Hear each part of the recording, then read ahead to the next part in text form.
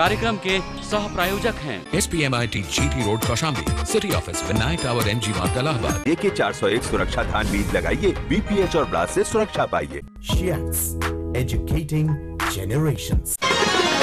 अन्नदाता, अन्नदाता, अन्नदाता, नीत तुम्हारा अन्नदाता, पग पग पर है संग तुम्हारे अन्नदाता, लहू किसानों का बन के पसीना सींचता है धरती का सीना, मेहनत का तेरी हक दिलवाने, नई तकनीक नई खोज बताने, पशुधन को गुणवान बनाना, पौध सुरक्षा को सिखलाना, खेती के सब गुर समझाने, भारत का सरताज बनाने, आठों पहर है संग तुम्हारे अन्नदाता, अन्नदाता। नमस्कार, मैं शालिनी आप सभी दर्शकों का अन्नदाता कार्यक्रम में स्वागत करती हूं। हर रोज की तरह कार्यक्रम में हम लेकर आते हैं खेतीबाड़ी से जुड़ी हुई बहुत सी लाभकारी जानकारियां। तो चलिए सबसे पहले देखते हैं क्या है विशेष आपके लिए आज के कार्यक्रम में। विश्व पर्यावरण दिवस पर अन्नदाता की विशेष प्रस्तुति।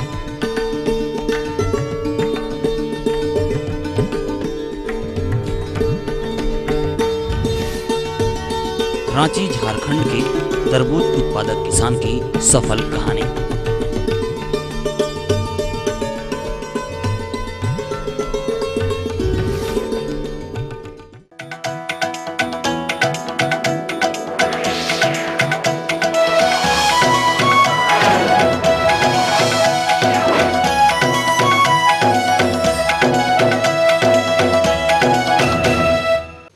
प्रत्येक वर्ष 5 जून को विश्व पर्यावरण दिवस के रूप में पिछले 43 वर्षों से मनाया जा रहा है, जिसकी शुरुआत आज ही के दिन 1972 को की गई थी।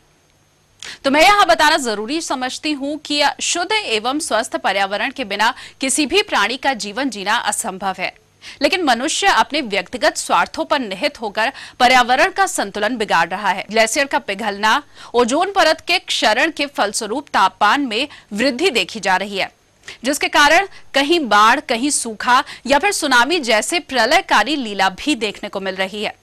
इन सब परिवर्तनों के कारण हमारी कृषि भी काफी प्रभावित हो रही है और इस वर्ष के पर्यावरण दिवस का उद्देश्य है मानवता की भलाई हेतु प्राकृतिक संसाधनों का सही प्रकार से प्रबंधन कर मनुष्य की उन्नति का अवसर तलाश किया जाए।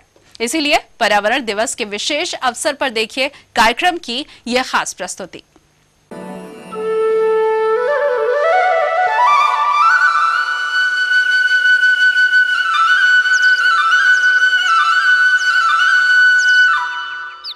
किसान भाइयों, ऐसी परिस्थिति बनी रही तो जल्दी आने वाले वर्षों में विश्व की 25% खेती योग्य जमीन बेकार हो जाएगी तथा 17% जनसंख्या को पीने हेतु पानी की किल्लत का सामना करना पड़ेगा।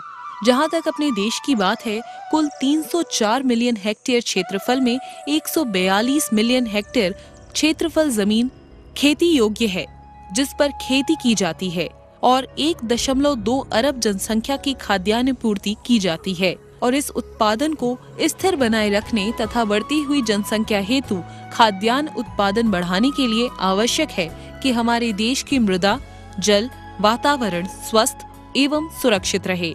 क्योंकि अपने देश की 60% जनसंख्या कृषि पर निर्भर रहकर आज के समय में 242 मिलियन टन खाद्यान्न उत्पादन कर रही है, परंतु इस उत्पादन को लेने हेतु जिस तरह अनावश्यक अधिक मात्रा में सिंचाई कर जल की बर्बादी, रासायनिक उर्वरकों एवं कीटनाशी दवाओं का फसलों पर अंधाधुंध हम प्रयोग कर रहे हैं, उससे कृषि पारिस्थितिकी पर्यावरण को काफी नुकसान हो रहा है एवं प्राकृतिक संसाधनों में भारी गिरावट आ रही है, जिससे प्रतिवर्ष अपने देश में 10 सेंटीमीटर भूमिगत जल स्तर की कमी के साथ 104.28 मिलियन हेक्टेयर जमीन अनउपजाऊ होने की तरफ है। तथा दूसरी तरफ कृषि में हानिकारक रसायनों के प्रयोग से फसल अवशेषों को जलाने, पशुपालन एवं कृषि से उत्सर्जित पदार्थों से लगभग 25% ग्रीन हाउस गैसों जैसे methane, carbon dioxide, nitrate oxide का उत्सर्जन हो रहा है, जिससे मानव स्वास्थ्य पर विपरीत प्रभाव पड़ रहा है। क्या हम पर्यावरण को खतरे में डालकर अपना एवं आने वाली संततियों का जीवन सुरक्षित रख सकते हैं? इसलिए पर्यावरण की सुरक्षा हेतु हमें जागरूक होना होगा। इस हेतु पहले वातावरण में आ रही इन विनाशकारी गैसों के उत्सर्जन में कमी की जाए तथा इन गैसों के सबसे बड़े उपभोक्ता हरे पौधों की अधिकता पृथ्वी पर बढ़ानी होगी। इसके लिए कृषि के साथ वानिकी एवं बेकार पड़ी भूमि पर वृक्षारोपण कर हम अपने पर्यावरण को सुरक्षित रख सकते हैं। अब यहाँ पर दूसरी बात आती है कि इन हानिकारक प्रभावों की वजह से जितना हमारी कृषि को नुकसान पहुँचता है, उसके लिए भी हमें कारगर उपाय टिकाऊ कृषि को अपनाना होगा, जिसके लिए आपको खुद जागरूक होकर कृषि में इन महत्वपूर्ण बिंदुओं को समाहित समावेश दिन प्रतिदिन कार्यों में सम्मिलित करना होगा। तभी हम कृषि में स्थायित्व प्रदान कर सकते हैं, जिसके अंतर्गत कुछ प्रमुख बिंदु इस प्रकार हैं। मृदा एवं जल संरक्षण तकनीकियों को अपनाना। अपने देश में प्रति हेक्टेयर 20 से 30 टन का क्षरण हो रहा है, जिससे हमारी भूमि अनुपजाऊ हो रही है। अतः इसे रोकने हेतु कृषि वानिकी, कंटूर फार्मिंग, खेतों में मल्चिंग प्रयोग, कम उथली जड़ वाली फसलों के बाद गहरी जड़ वाली फसलों को उगाना इत्यादि कार्य करके मृदा कटाव को काफी हद तक रोक सकते हैं। अपने देश में प्रतिवर्ष लगभग 3840 अरब घन मीटर वर्षा जल प्राप्त होने के बावजूद भी इसका 65% भाप एवं वाष्पोत्सर्जन के द्वारा उड़ जाता है तथा शेष 35% जल हमारे लिए काफी पर्याप्त है। परंतु इसका भी 50% जल बहकर नाले, नदियों से होकर समुद्र में चला जाता है, जिसे हम जल संरक्षण तकनीकियों को अपनाकर संरक्षित कर भविष्य में होने वाली जल किल्लतों को कम कर सकते हैं। इस हेतु जल संरक्षण उपाय वाली तकनीकियों जैसे वाटर सेट प्रबंधन के तहत कंटूर, चेक डैम, मेड़बंदी, कृषि वानिकी के अलावा वाटर हार्वेस्टिंग के लिए तालाब, कुआं, कुइयां तथा भूमिगत रिचार्ज वाली तकनीकियों को अपनाने की जरूरत है। सिंचाई स्रोतों का क्षमता पूर्वक ढंग से उपयोग। किसान भाइयों, इस पृथ्वी पर मात्र 2.5% ताज़ा जल ही उपलब्ध है तथा शेष 97.5% जल लवणीय है, जो कि समुद्र जल के रूप में उपस्थित है। अतः हम अपने पीने और फसलों की सिंचाई इत्यादि कार्यों हेतु ताज़ा जल का ही उपयोग करते हैं, जिसका 80% उपयोग केवल फसलों के प्रयोग में आता है। अतः इस जल की बर्बादी को रोकने हेतु परंपरागत सिंचाई पद्धतियों को दरकिनार कर सूक्ष्म सिंचाई पद्धतियों जैसे टपक एवं बौछारी सिंचाई से अधिक कृषि क्षेत्रों को आच्छादित किया जाए तथा जल का सबसे अधिक उपभोग करने वाली फसलें धान में श्री पद्धति को बढ़ावा तथा गेहूं गन्ना फसल चक्र में FIRB तकनीक को अपनाकर हम जल पर बढ़ते दबाव को कम कर सकते हैं। मृदा स्वास्थ्य को बनाए रखने हेतु समन्वित पोषक तत्व प्रबंधन को अपनाना। इसके अंतर्गत हमें रासायनिक उर्वरकों की निर्भरता को धीरे धीरे कम करते हुए जैविक खादों जैसे गोबर की खाद, नाडिप कंपोस्ट, वर्मी कंपोस्ट, नील हरित शैवाल, मृदा में उपस्थित सहजीवी जीवाणुओं को संरक्षित करना होगा, ताकि मृदा में उपस्थित मुख्य तथा गौण पोषक तत्व को स्थायी रखकर अधिकतम उत्पादन प्राप्त किया जा सके। क्षेत्र विशेष के लिए अत्यधिक उत्पादन देने वाली प्रजातियों का चयन हमारी कृषि वैज्ञानिकों के अथक परिश्रम के फलस्वरूप बदलते मौसम परिवेश के मद्देनजर की गई प्रजातियों का कृषि में समावेश किया जाए। कृषि वर्ष में उपयुक्त दलहन, तिलहन, खाद्यान्न, नकदी फसलों के चक्र को एक निश्चित योजना के अनुसार समावेशित किया जाए तथा सहफलसी एवं मिश्रित कृषि को बढ़ावा दिया जाए। खरपतवार, कीट तथा रोगों की समेकित प्रबंधी प्रणाली को अपनाना। किसान भाइयों, कृषि के सबसे बड़े शत्रु इन खरपतवारों, कीटों तथा रोगों के नियंत्रण हेतु कृषि रक्षा रसायनों की निर्भरता को एकदम कम किया जाना चाहिए तथा इनके समेकित प्रबंधों हेतु उपयुक्त शास्य कार्यों, परजीवी तथा परभक्षी जीवों का संरक्षण तथा यांत्रिक नियंत्रण जैसे यौन आकर्षण जाल, जैविक नियंत्रण जैसे ट्राइडर्मा इत्यादि का मिला जुला प्रयोग कर हम इन हानिकारक कारकों से अपनी फसल को बचा सकते हैं। कृषि एवं पशुपालन अवशिष्ट पदार्थों का पुनः चक्रण। किसान भाइयों, हमें अपने कृषि अवशिष्ट पशुपालन से उत्सर्जित मल एवं मूत्रों को कंपोस्ट, गोबर गैस, वर्मी कंपोस्ट इत्यादि का चक्रण कर पुनः कृषि में फसलों में उपयोग कर सकते हैं। जिससे पर्यावरण सुरक्षित, शुद्ध एवं हरियाली भरा बना रहेगा, ताकि सभी जीव सतत विकास करते रहें। इसके लिए आज 5 जून को पर्यावरण दिवस के रूप में मनाया जा रहा है, जिसका उद्देश्य अब तो आप समझ ही गए होंगे। और इसके लिए आप सभी को कंधे से कंधा मिलाकर काम करना होगा और इसकी जिम्मेदारी सबसे ज्यादा आप पर ही निर्भर करती है। तभी इस पृथ्वी पर हम अपने अस्तित्व को सुरक्षित रख पाएंगे।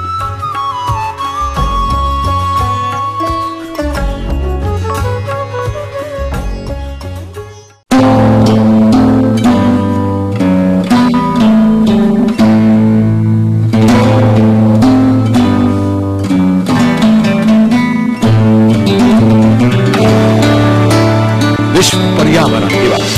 अपनी आवाज उठाएं, न कि समुद्र जल का स्तर।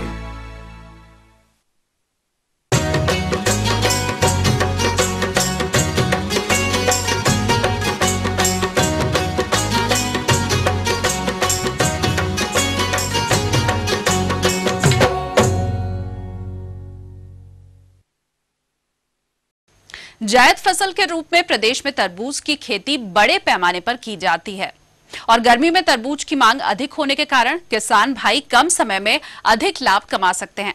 आइए आपको मिलाते हैं जिला रांची झारखंड के कृषक बैजनाथ महतो से, जो तरबूज की खेती में ड्रिप और मल्च का प्रयोग करके लाखों की आमदनी प्राप्त कर क्षेत्र के अन्य किसानों के लिए प्रेरणा स्रोत बने हुए हैं। तो आज मिलते हैं और उन्हीं से जानते हैं तरबूज की खेती में आय व्यय और प्रबंधनों के बारे में।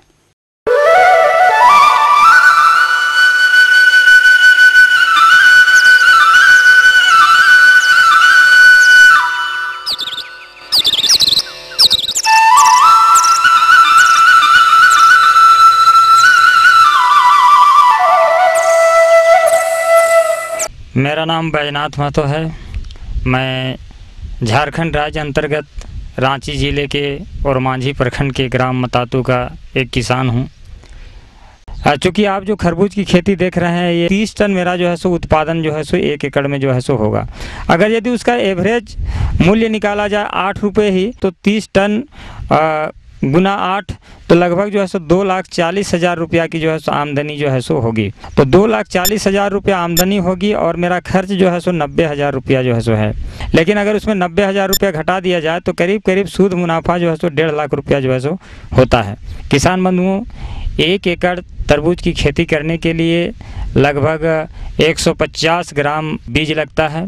उसके बाद 15 ट्रैक्टर गोबर खाद हम लोग जो है सो प्रयोग करते हैं। जुताई में भी करीब करीब जो है सो 3,000 रुपया का खर्च आता है। आप हमारे खेत में देख रहे हैं, ये जो प्लास्टिक से ढका हुआ है, जिसके हम लोग मल्चिंग कहते हैं, मल्चिंग भी लगभग समझिए कि 18 से 20,000 मल्चिंग में भी खर्च होता है। चूँकि आप जो खरबूज की खेती देख रहे हैं, ये पूर्ण रूप में जैविक की जो है सो है।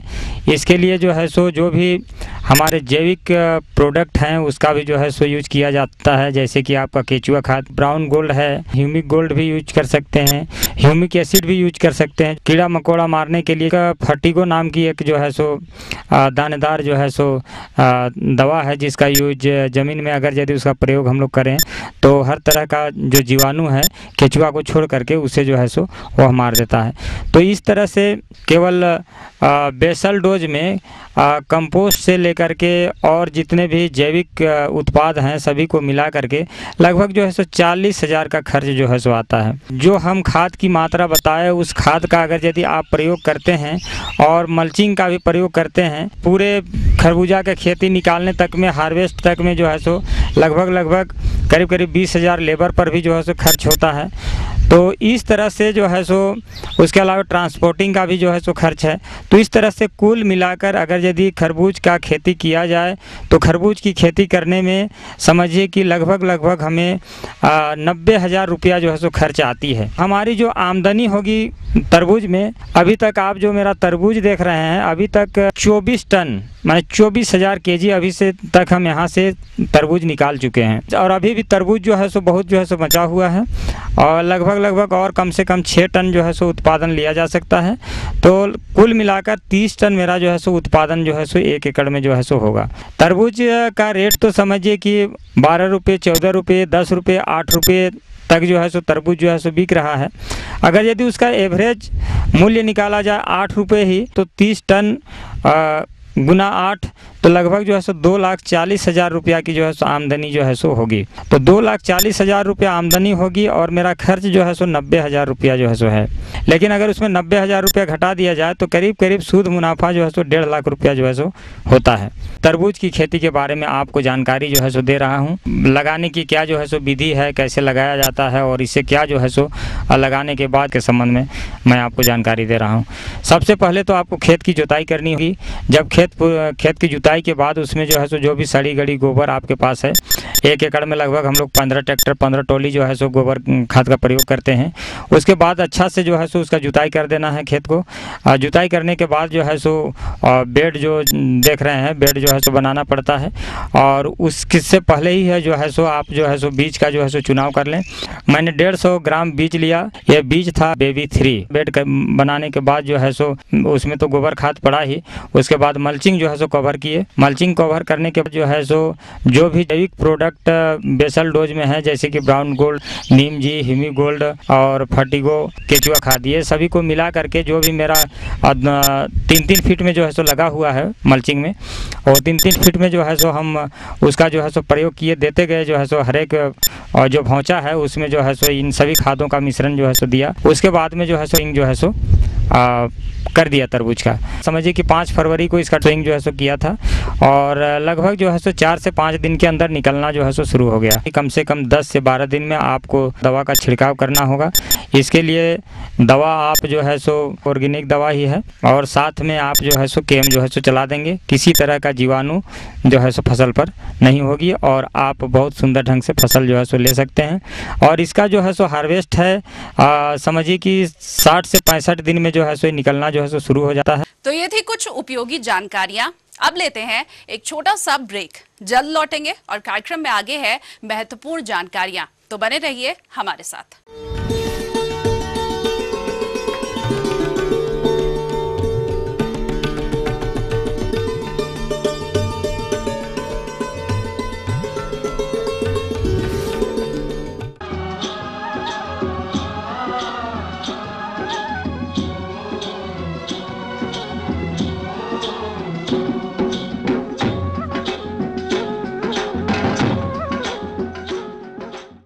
ब्रेक के बाद एक बार फिर से आप सभी दर्शकों का अन्नदाता कार्यक्रम में स्वागत है। बढ़ते हैं अगली प्रस्तुति की ओर।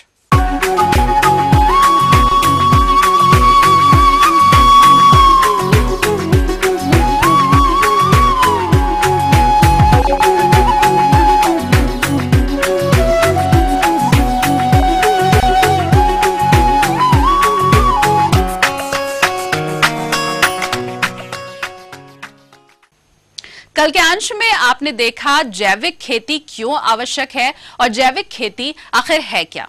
आज के अंश में हम जानेंगे जैविक उत्पाद का घरेलू एवं बाहरी बाजार के लिए क्या क्या मूल आवश्यकताएं हैं।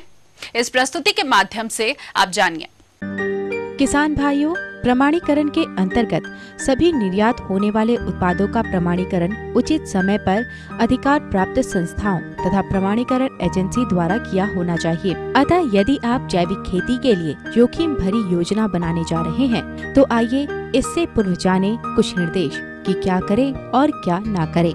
जैविक खेती में स्वयं के साथ लंबे समय तक संसाधनों का प्रयोग होता है। जिस भी कार्य को आप चुनते हैं उसकी सफलता केवल शुरुआत के समय की गई कड़ी मेहनत पर ही निर्भर नहीं करती, बल्कि आपको हर समय विभिन्न मूलभूत आवश्यकताओं के साथ जो इसकी सफलता के कारक हैं, उस हेतु आपको हमेशा संवेदनशील रहना होगा। यदि आप जैविक खेती को अपनाने जा रहे हैं तो आपको अंतिम निर्णय के पूर्व निम्न महत्वपूर्ण बातों पर ध्यान देना होगा। आप एक दूसरे के साथ मीटिंग कर जो भी कार्य करने एवं उत्पाद लेने जा रहे हैं तो बाजार में उसकी आवश्यकता, स्थायित्व तथा दूसरे विकल्प अन्य धंधे की संभावना है कि नहीं, इसके लिए आप विश्लेषण कर लें। आज खेती कोई लंबे समय तक का विकल्प नहीं है, बल्कि आज यह एक व्यवसाय है। इस प्रलोभन के साथ जैविक कृषि को नहीं अपनाना चाहिए कि पहली बार अपनाने से शुरू में ही आपको अच्छी आमदनी एवं उपज मिल जाएगी, क्योंकि रासायनिक उर्वरकों एवं रोग एवं कीटनाशकों के प्रयोग न करने से हो सकता है कि शुरुआत में आमदनी एवं उपज कम प्राप्त हो। इसमें कोई शंका नहीं कि जैविक खेती में कहीं भी शुरुआत के 2 से 3 वर्ष बदलाव व प्रथम प्रमाणीकरण का समय होता है। इसके लिए किफायती व अच्छी स्थिति उन क्षेत्रों में होती है जहाँ पर बहुत कम रासायनिक उर्वरकों का प्रयोग या नहीं के बराबर होता है, जैसे सूखा क्षेत्र, जंगली, पहाड़ी, आदिवासी क्षेत्र इत्यादि, तथा कृषिगत कार्यों में हल्का सुधार कर कम परेशानी में हम अच्छी प्रकार जैविक खेती कर सकते हैं। जैविक खेती करने के पूर्व अपने आप को स्वयं तैयारी करनी होती है, जैसे परंपरागत खेती से जैविक बदलाव हेतु समय। यदि आप जैविक खेती करने जा रहे हैं तो कार्यक्रम के शुरुआत एवं फसल के उत्पादन अथवा पशुपालन करने के बीच कुछ समय का अंतर होना चाहिए, जिसे हम स्थानांतरण या बदलाव वाला समय कहते हैं, क्योंकि इस समय के दौरान जैविक खेती के जो मानक हैं, उनका जमीनी स्तर पर अनुपालन हो सके। आइए जानते हैं विशेष जैविक मानक व नियम जिनका अनुपालन आवश्यक है, जो जैविक उत्पादन के राष्ट्रीय कार्यक्रम के अंतर्गत आते हैं। इसमें सभी मानक उद्देश्यों की पूर्ति हेतु लागू हो जाते हैं। आइए अब जानते हैं बदलाव के समय के बारे में। 1 वर्षीय फसलों के लिए कम से कम 12 माह, बहुवर्षीय फसलों हेतु कम से कम 18 महीने। अब तक रासायनिक विहीन खेती के क्षेत्र में कोई बदलाव समय की जरूरत नहीं होती। बदलाव के समय प्रमाणीकरण संस्थाएं अनुमति दे सकती हैं कि पादप उत्पाद पूर्णतः कार्बनिक कृषि की बदलाव अवस्था से गुजरा है। आइए अब बात करते हैं फसल उत्पादन की।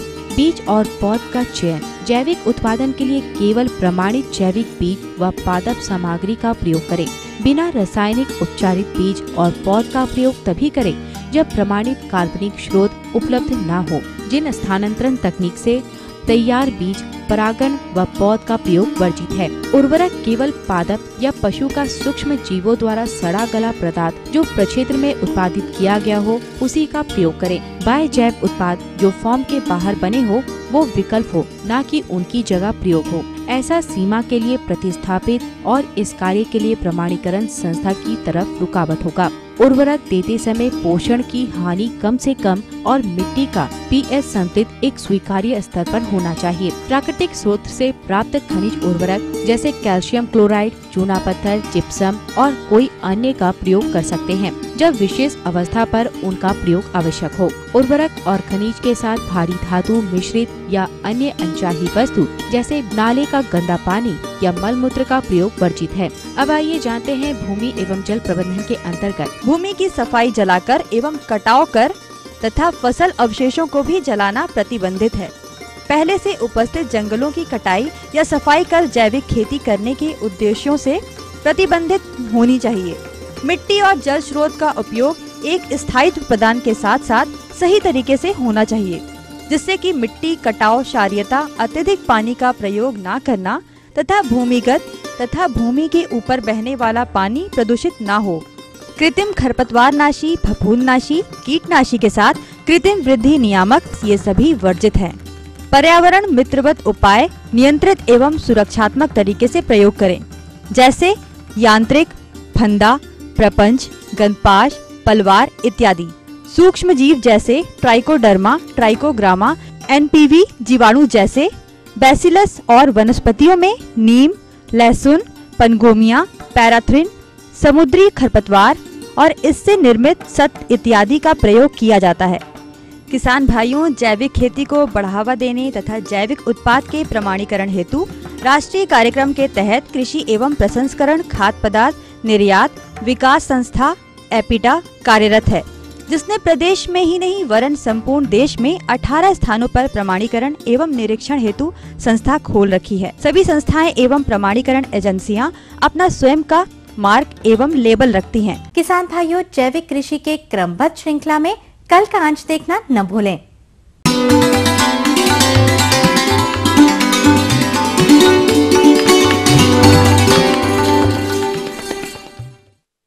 अन्नदाता हेल्पलाइन निशुल्क फोन संपर्क सेवा के माध्यम से आपके द्वारा पूछे गए प्रश्नों में से एक या फिर 2 महत्वपूर्ण प्रश्नों को हम अपने कार्यक्रम में शामिल करते हैं। इसी के तहत आज का चयनित प्रश्न और उसका जवाब इस प्रकार है। निःशुल्क अन्नदाता हेल्पलाइन में आज हमने जिस प्रश्न को शामिल किया है उसे पूछा है सदरपुर सीतापुर के चिंतामन भारती ने। आपने धान की पौधशाला तैयार करने की वैज्ञानिक तकनीक पर जानकारी चाहिए। हम नर्सरी लगाने के लिए सामान्यतः क्या करना चाहिए कि एक बेड बनानी चाहिए, खेत में एक बेड बना के उस बेड में धान की रोपाई करनी चाहिए। बेड से क्या फ़ायदा होता है कि जो हमारी जो इंटर कल्टीवेशन होती है, जो खरपतवार को नियंत्रण किया जाता है, वो काफ़ी आसानी से बेड से नियंत्रण किया जा सकता है। जो ऊंचाई होती है वो 3 से 4 सेंटीमीटर की जो सामान्यतः हम ऊंचाई रखते हैं, और जबकि जो चौड़ाई होती है वो 1 से 1.5 मीटर की हम चौड़ाई रखते हैं। सामान्यतः क्या करते हैं कि हम कुछ खाद का भी उपयोग करते हैं। 1 कुंटल जो सड़ी हुई खाद 100 मीटर जो वर्ग मीटर के स्क्वायर का एरिया होता है उसमें हम डाल देते हैं। उसके बाद क्या करते हैं कि धान की बीज की बुवाई कर देते हैं, जो सामान्यतः 20 से 25 केजी जो छोटे धान हो, जो पतले धान कहते हैं, और 25 से 30 केजी जो कोर्स धान होते हैं, मोटे वाला धान, उसकी हम बुवाई कर देते हैं। किसान भाई जब हम बेड तैयार कर लेते हैं तो बीज की बुवाई से पहले हमें कुछ फफूंदनाशक जो रसायन होता है उसका भी उपयोग करना पड़ता है, ताकि बीमारी को रोकथाम से बचाया जा सके।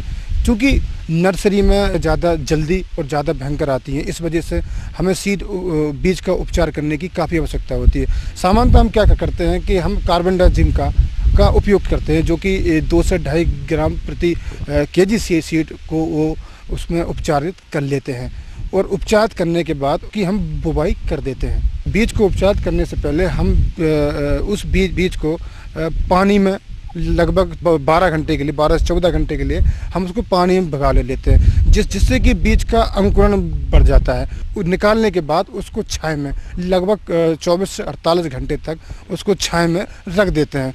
लेकिन ध्यान रखने की ये बात है कि इसको धूप से बचाना चाहिए। तो स्प्राउटिंग होने के, अंकुरित होने के बाद जब बेड हम उसकी जो बुवाई सामान्यतः करनी चाहिए, शाम के टाइम उसकी बुवाई कर देनी चाहिए। अब बात आती है उसकी जो वैरायटी होती, किस्म होती है उसकी, तो जो ज़्यादा लंबी अवधि की जो किस्में होती हैं उनको हम मई के लास्ट में बुवाई कर देनी चाहिए, जबकि जो कम अवधि की फसलें होती हैं जैसे पूसा 502, उसको हम जून के प्रथम सप्ताह में उसकी बुवाई कर देनी चाहिए।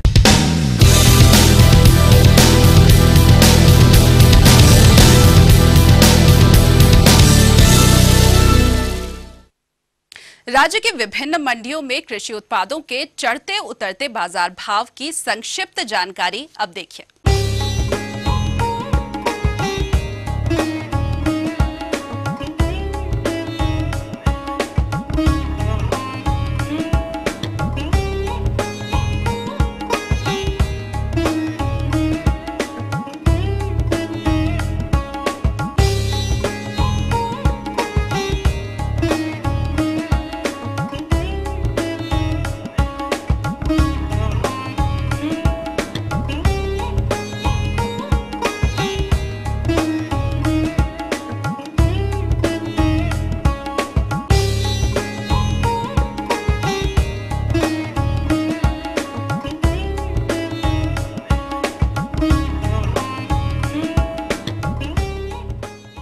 हम ये उम्मीद करते हैं कि आज का कार्यक्रम आप सभी दर्शकों के लिए उपयोगी रहा होगा।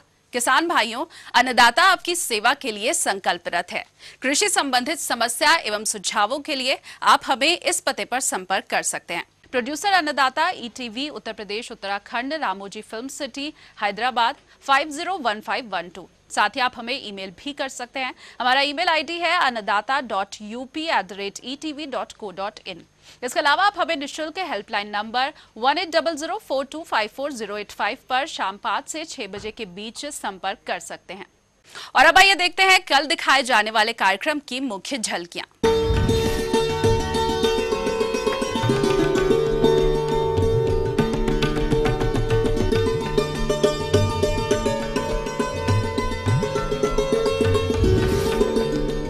तो फिलहाल अन्नदाता की पूरी टीम को दीजिए इजाजत। कल फिर इसी समय आपसे मुलाकात होगी कृषि संबंधित कुछ और रोचक जानकारियों के साथ। नमस्कार।